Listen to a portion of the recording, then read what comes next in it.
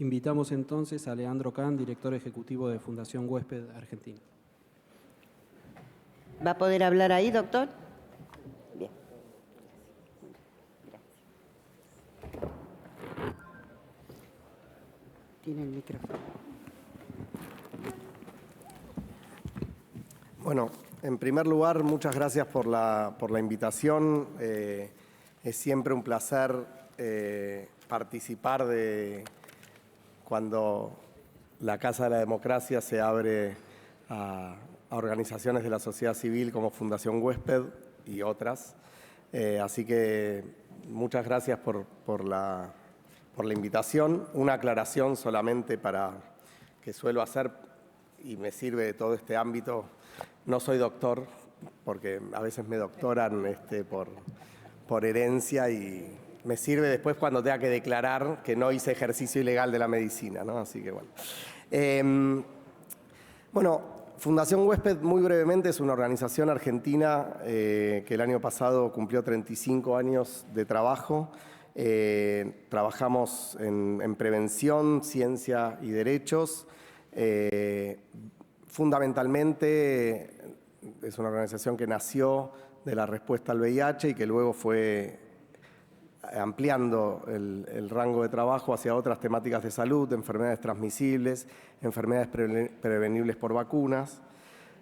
Somos un centro de investigación donde desarrollamos tanto investigaciones financiadas por organismos de investigación, por la industria farmacéutica y también lo que llamamos a iniciativa del investigador. De una de esas investigaciones nació una forma de administrar la terapia antiviral para VIH que hoy está en las principales guías de tratamiento internacionales y que realmente nos llena de orgullo no solamente a Huésped, sino en Argentina, lo que históricamente eran los cócteles de drogas para tratar el VIH, siempre independientemente de la cantidad de pastillas, implicaban 3 drogas, 3 principios activos y a partir de distintos estudios impulsados originalmente por Fundación Huésped, hoy en las guías internacionales está la biterapia, es decir, 2 drogas en lugar de 3 y eso genera menos efectos adversos, menos toxicidad, menos costos y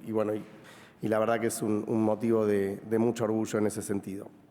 Y bueno, como mencionaba la senadora Corpacci en la presentación, nos invitaron a traer un poco la mirada sobre este momento en cuanto a cómo vemos el acceso a la salud en nuestro país. Me parece que empezar por algo que creo que todos y todas acordaríamos, que es que el sistema de salud argentino está en crisis desde hace muchos años. Creo que no hay nadie que trabaje vinculado a la salud y nadie que usufructe el sistema de salud como paciente, como consultante, que no acordaría en que es un sistema que es fragmentado, que es desarticulado, que tiene esta famosa fragmentación vertical entre nación, provincias, municipios y la horizontal entre el sistema público, el sistema de la seguridad social y las prepagas.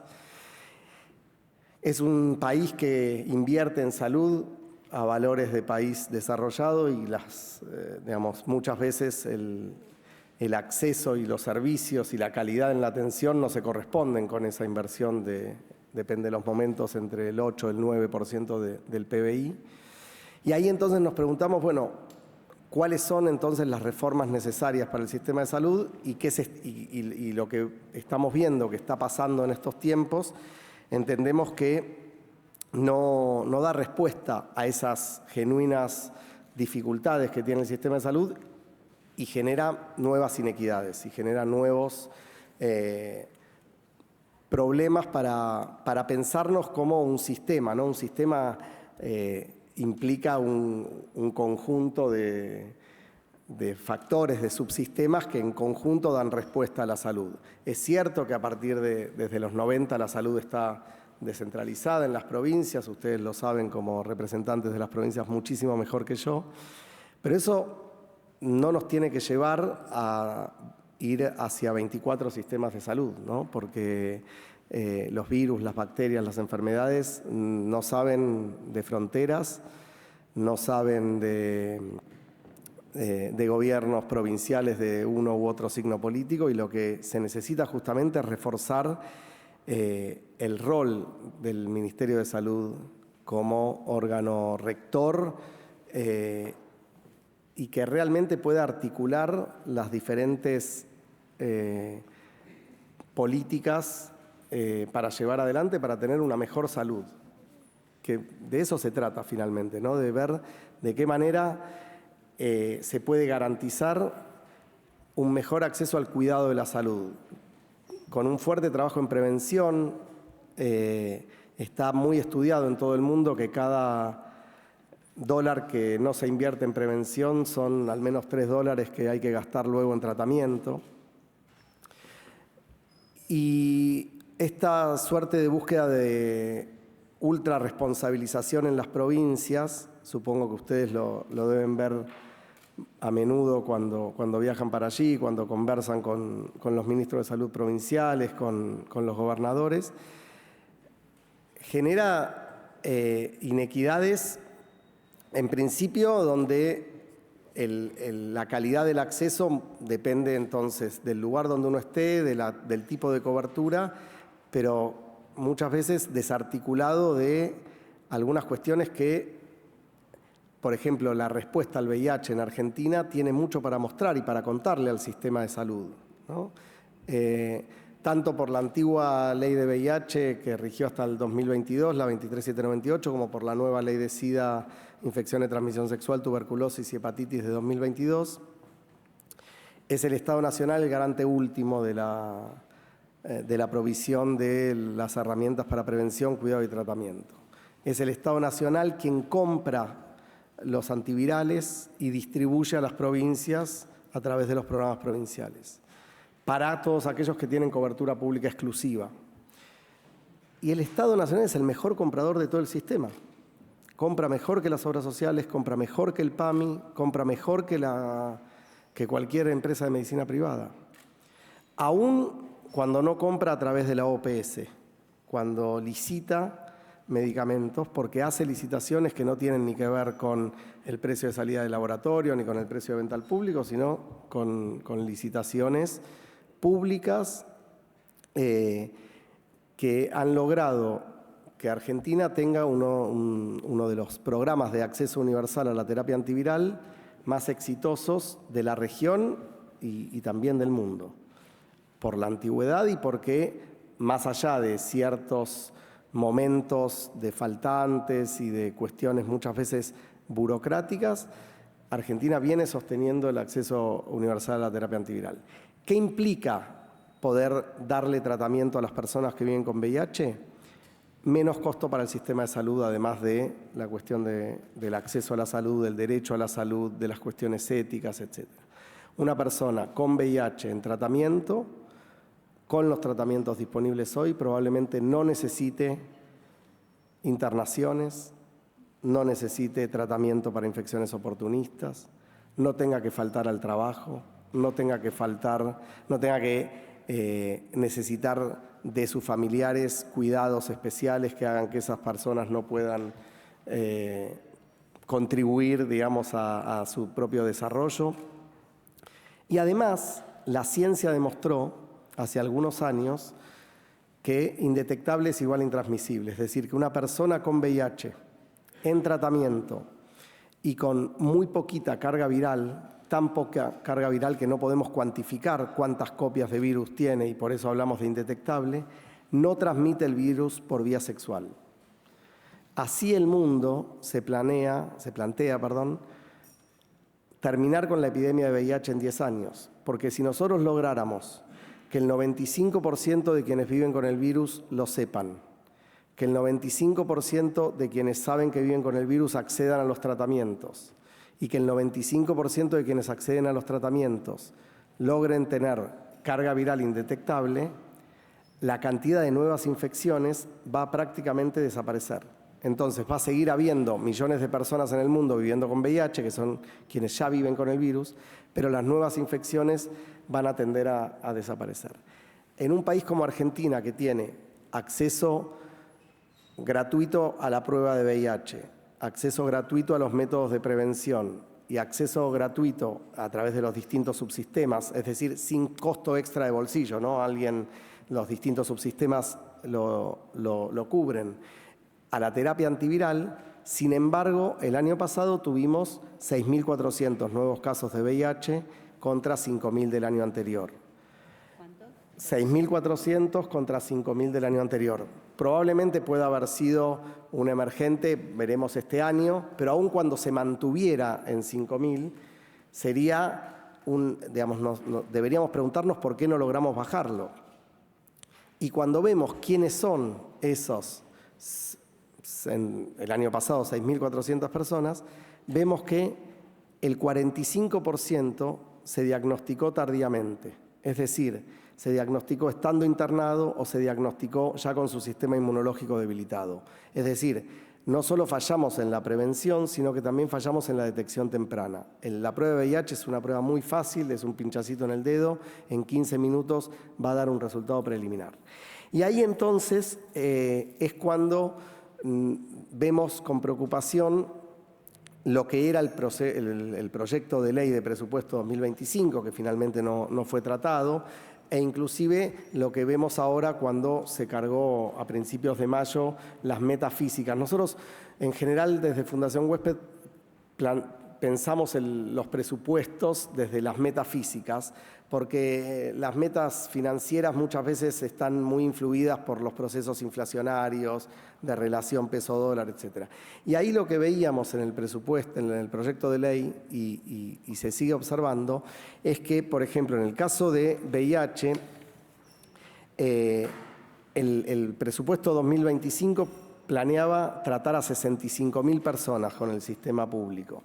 Pero, sin embargo, para 2024 había previsto 70.000 personas.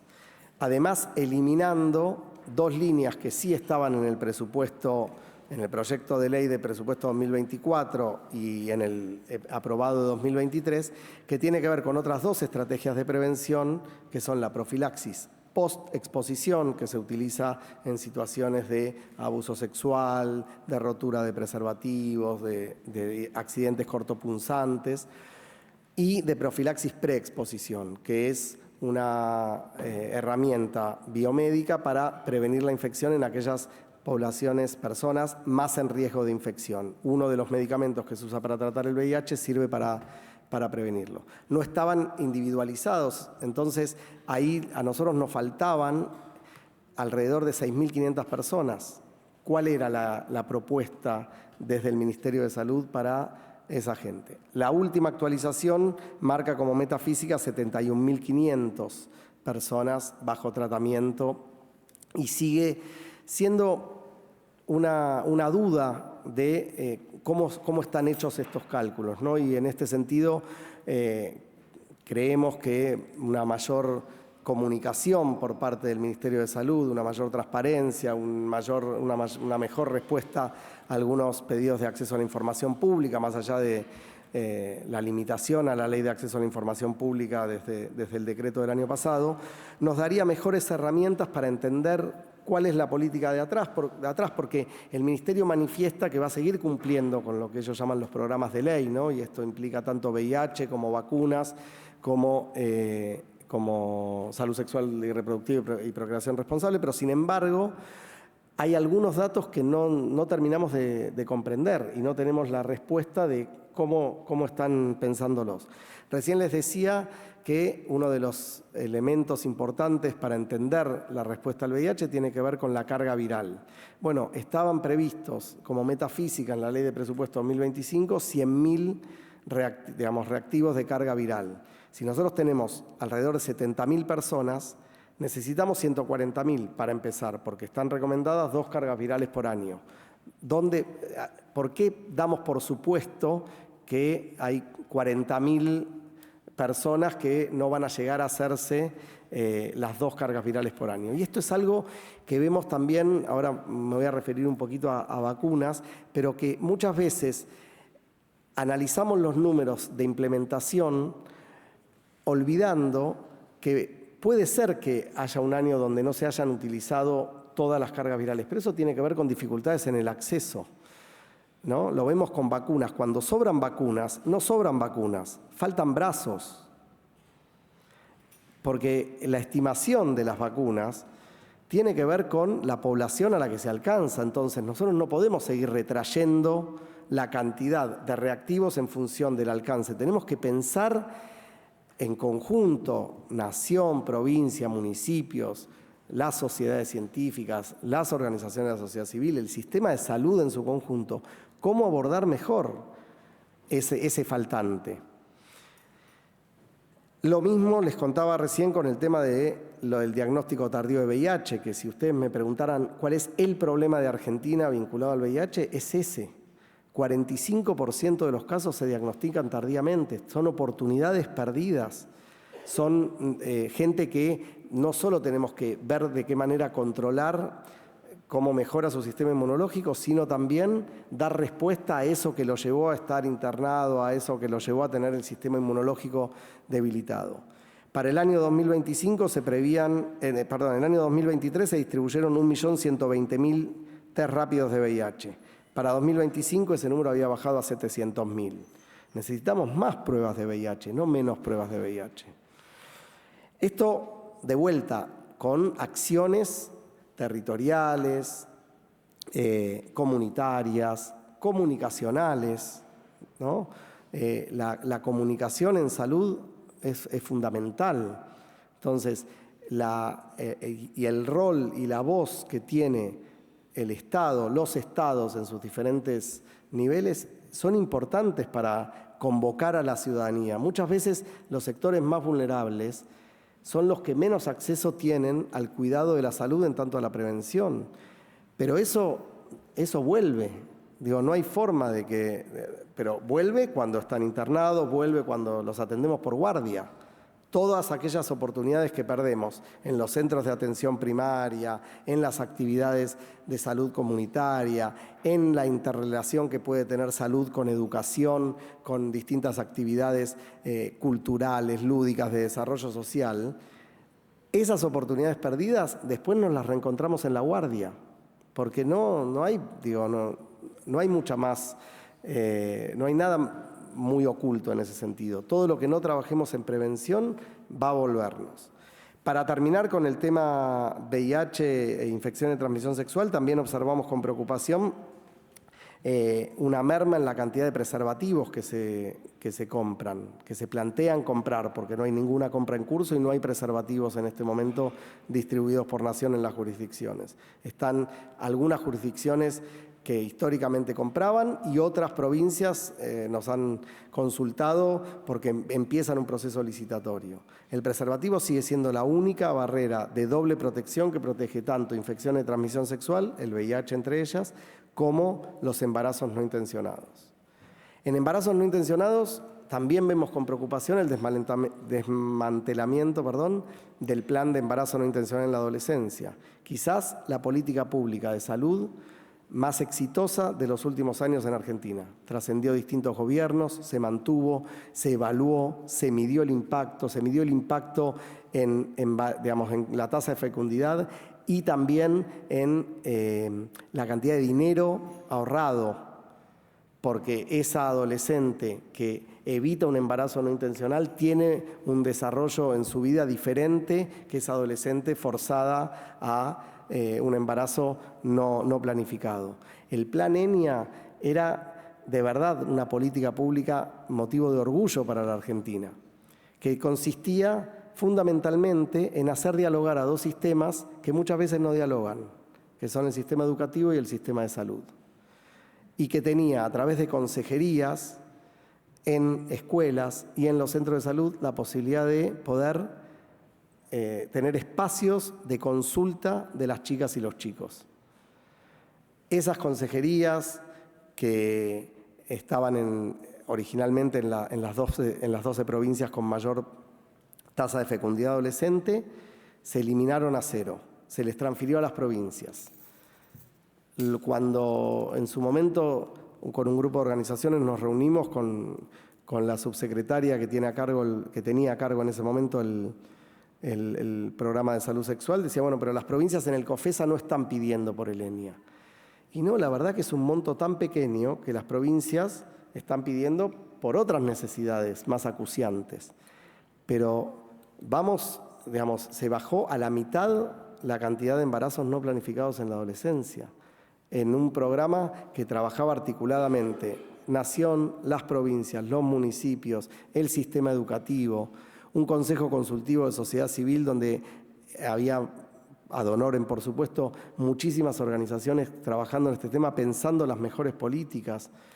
Y se presentó a las consejerías, que eran contratos, como muchas veces contrata el Estado Nacional, no se me ocurre otro término que basura, pero seguro que hay un término técnico más apropiado, se los presentó como si fueran consultorías, ¿no? Que dieron de baja contrato de consultores. No sé ustedes, yo cuando me hablan así pienso en un consultor, en alguien vestido como yo, que se baja de un auto muy caro, y acá estábamos hablando de efectores de salud que trabajaban unas horas en las escuelas y en los centros de salud asesorando a los adolescentes. Y luego la compra y distribución y promoción de implantes subdérmicos que duran 3 años y que permitían para aquellas adolescentes que elegían acceder a ese método de prevención evitar embarazos no intencionales. Acá es muy importante siempre un concepto que nosotros trabajamos mucho desde Fundación Huésped y que a veces se olvida en la discusión sobre la salud sexual, que tiene que ver con el consentimiento. Nadie obliga a nadie a nada. Aquellas chicas que desde la edad que la ley estipula que no es un abuso, ¿no? Por supuesto que era otro de los componentes que trabajaba el Plan ENIA. Elige quedar embarazada, nadie le va a impedir, y al revés, se va a acompañar y promover que pueda tener una maternidad segura, deseada y etcétera. Pero lo que nosotros teníamos era que casi el 80% de los embarazos en la adolescencia eran no intencionales. Entonces, ahí mostró el país una política que permitía trabajar ese tema. Para terminar, y no abusar del tiempo de ustedes, algunas cuestiones que nos preocupan vinculados al programa de inmunizaciones, al programa de vacunación. La distribución de las vacunas y los vacunatorios son provinciales, esto es algo que ustedes conocen bien. La provisión de las vacunas, de acuerdo a la nueva ley de vacuna de 2018, también es garantía del Estado, pero ahí es más acuciante que nunca trabajar integradamente. Muchas veces el Estado se desentiende en sus distintos niveles de las obras sociales, de las prepagas, y finalmente los virus no preguntan, no golpean la puerta a ver qué cobertura tenés, ¿no? Y estamos hoy atravesando un brote de sarampión, donde tenemos 26 casos. Ustedes dirán, 26 casos. En una enfermedad que estaba eliminada, no erradicada, un caso es un brote.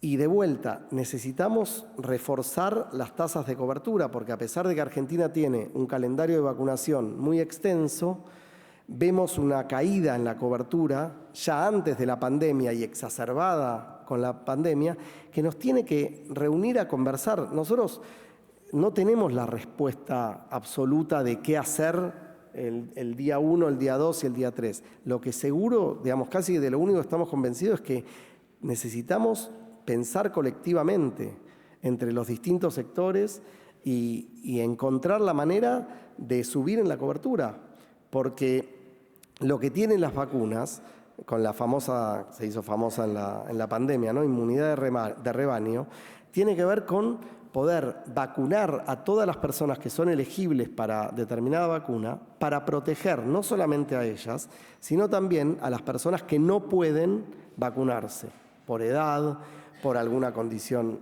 de salud. Por ejemplo, la vacuna de sarampión es una vacuna virus atenuado, entonces embarazadas no pueden vacunarse, entonces menores de 6 meses no pueden vacunarse, personas mayores de 65 años no pueden vacunarse. Entonces, ahí es importante que generemos esa conciencia de cómo, cuidándonos cada uno, cuidamos también al resto de la población.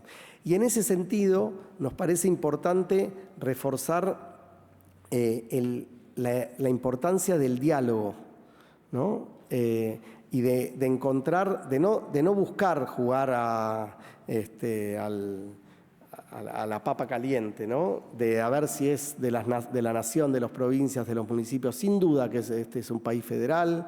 Les estoy diciendo cuestiones con las que ustedes lidian a diario, pero donde la salud es una de las competencias delegadas a las provincias, pero esto de ningún modo retrae el órgano, digamos, el rol como órgano rector del Ministerio de Salud. Y básicamente para tener una mejor salud necesitamos pensarla colectivamente.